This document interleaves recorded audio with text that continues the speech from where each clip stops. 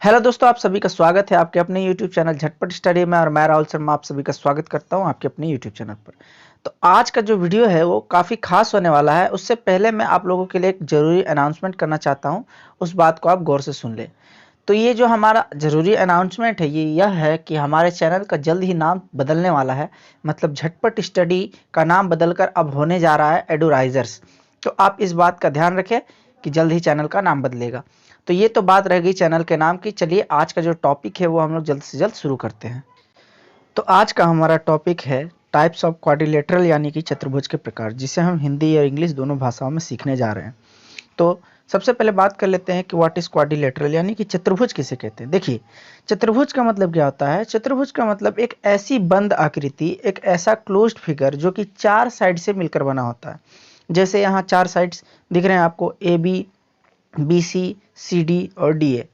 तो इन चार आकृति मतलब चार साइड से मिलकर बने हुए बंद आकृति को क्लोज फिगर, यानी कहीं से भी अगर आप बाहर से घुसना चाहे इसमें तो घुस नहीं पाएंगे, इसे ही कहते हैं हम चतुर्भुज। तो चतुर्भुज किसी भी तरह के हो सकते हैं, इसलिए मैंने यहाँ पर इस तरह का डिजाइन बनाया हुआ है ताकि आपको यह कंफ्यूजन ना रहे कि चतुर्भुज केवल आयत या वर्ग की ही तरह दिखता है, यानी स्क्वायर या रेक्टेंगल की तरह दिखता है। ठीक है, तो चलिए आगे हम इसके बहुत सारे प्रकारों के बारे में सीखेंगे। तो हमारा जो अगली आकृति आती है मतलब नेक्स्ट फिगर, वो है रेक्टेंगल यानी कि आयत। तो आयत के बारे में हम लोग पढ़ लेते हैं। आयत क्या होता है? एक ऐसी मतलब चतुर्भुज आकृति है, मतलब एक चार भुजाओं से बनी हुई एक बंद आकृति है, ठीक है, जिसके प्रत्येक कोण कितने होते हैं? समकोण होते हैं, यानी कि 90 डिग्री के होते हैं। तो देखिए, जिस तरह इस आकृति में आप लोगों को दिखाई दे रहा है, इसके चारों कोण जो है समकोण है। समकोण यानी कि 90 डिग्री। अगर आप लोगों को एंगल का कॉन्सेप्ट नहीं पता तो मैं एंगल के ऊपर अलग से वीडियो बना दी चुके हैं, जिसके ऊपर लगभग आपके 65,000 से भी ज़्यादा व्यू आ चुके हैं, तो आप उसे जाकर देख सकते हैं। तो ये हो गया हमारा रेक्टेंगल का प्रकार। तो देखिए, इसकी एक खास बात है, वो हम चर्चा कर लेते हैं। तो रेक्टेंगल पहचानने का पहला तरीका यह है कि इसके आमने सामने की भुजाएं जो होती हैं बराबर होती है, यानी कि जो सामने वाले साइड्स होते हैं वो बराबर होते हैं। तो इसे देखकर आप पकड़ सकते हैं। अगर आप ट्रायंगल देखोगे मतलब रेक्टेंगल देखोगे तो उसके जो ऊपर नीचे की है और लेफ्ट राइट दोनों साइड आपस में इक्वल लेंथ की है।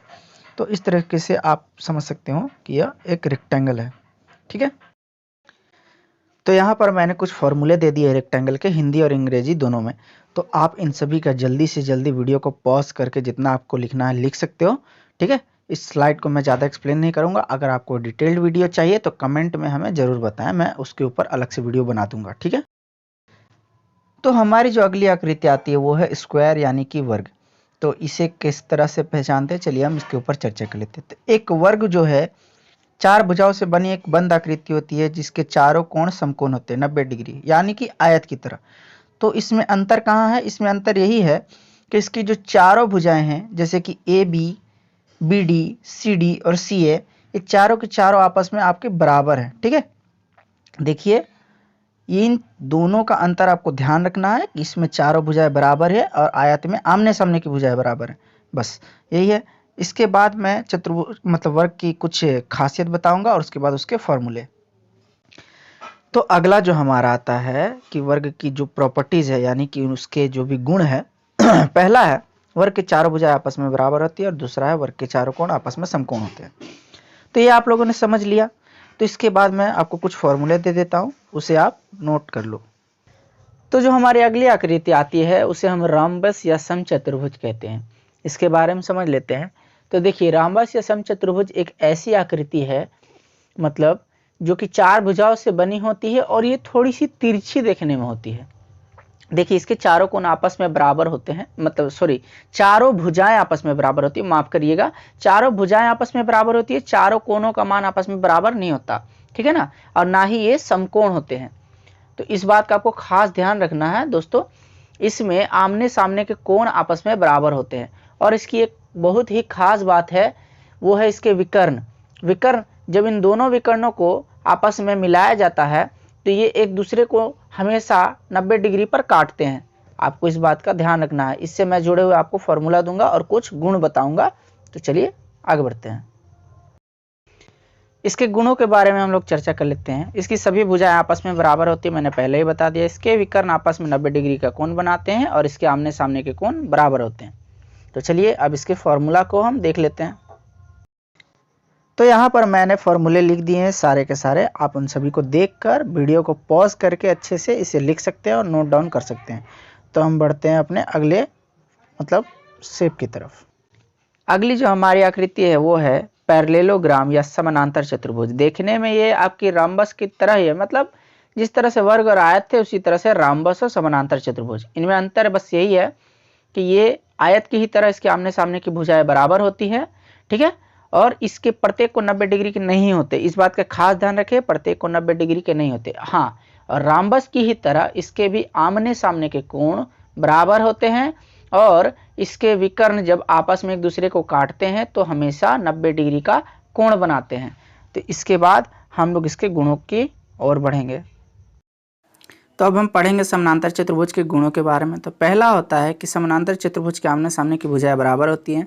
इसके आमने सामने के कोण आपस में बराबर होते हैं। इसके विकर्ण एक दूसरे को 90 डिग्री पर काटते हैं और इसके बड़े और छोटे कोणों का योगफल 180 डिग्री होता है। तो ध्यान दीजिएगा, बड़े और छोटे कोणों का योगफल 180 डिग्री होता है। तो यहाँ पर स्क्रीन पर मैंने आप सभी के सामने सारे फॉर्मूले लिख दिए हैं। वीडियो को पॉज करिए और सारे के सारे नोट डाउन कर लीजिए। तो अगली जो आकृति हम पढ़ने जा रहे हैं वो है हमारी ट्रापीजियम या सबलम्ब चतुर्भुज। ये भी 4 भुजाओं से मिलकर बनी होती है, लेकिन इसकी खासियत यह है कि इसमें 2 समानांतर भुजाएं होती है और 2 असमानांतर। जैसे ए बी और सी डी समानांतर है, मतलब रेल की पटरियों की तरह एक सिधाई में चल रही है, मतलब आपस में कभी मिलने वाली नहीं है।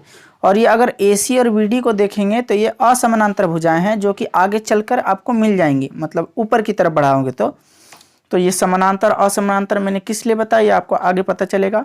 इसमें एक ऊंचाई का भी आपको खास ध्यान रखना है, जो कि ए बिंदु से मैंने लंब डाला हुआ है सी डी पर, उसका भी, ठीक है। तो इससे जुड़े हुए कुछ गुण और उसके फॉर्मूला देखेंगे, बस फिर ये हमारी लास्ट होगी टॉपिक आज की। इसमें 2 समानांतर तथा 2 असमानांतर भुजाएं होती हैं और उसके अगल बगल के कोण आपस में बराबर होते हैं। इसका मैं फॉर्मूला लिख दूंगा, फिर वीडियो खत्म हो जाएगी। तो यहाँ मैंने ट्रापीजियम के कुल फॉर्मूले लिख दिए हैं। इन सभी को आप देख लीजिए गौर से और समझ लीजिए। अगर आपको तब भी ट्रापीजियम से जुड़ी हुई कोई शिकायत है तो मैं इसके ऊपर अलग से वीडियो बना सकता हूँ। हाँ, इसमें पाइथागोरस का नियम लगेगा। अगर आपको पाइथागोरस के बारे में कुछ ज़्यादा पता नहीं है तो मेरी ट्रिगोनोमेट्री की सीरीज़ आप जाकर देख सकते हैं, प्लेलिस्ट में बनी हुई है वीडियो, ठीक है। और इसमें आपको क्षेत्रफल से ही सवाल पूछेंगे और ज़्यादा कुछ पूछेंगे नहीं, इसलिए मैंने ज़्यादा फॉर्मूले कुछ भी दिए नहीं हैं। तो बस मैंने इतने सारे आकृति बता दी। अगर आपको चक्रीय चतुर्भुज एक और कम रहा है उसके बारे में जानना तो उसके ऊपर सेपरेट वीडियो बनी हुई है ऑलरेडी, आप उसे जाकर देख सकते हैं मेरे चैनल पर सर्च करके। तो बस आज के लिए इतना ही। आप लोगों का धन्यवाद हमारे वीडियो को देखने के लिए। अगर वीडियो पसंद आती है तो इसे शेयर भी करना ना भूलें और वीडियो को लाइक करें, हमें सब्सक्राइब करें और हो सके तो वीडियो को बिना स्किप किए देखें, क्योंकि अगर आप स्किप करके देखते हैं तो आपको कुछ भी जानकारी नहीं मिलेगी। तो आज के लिए इतना ही, धन्यवाद।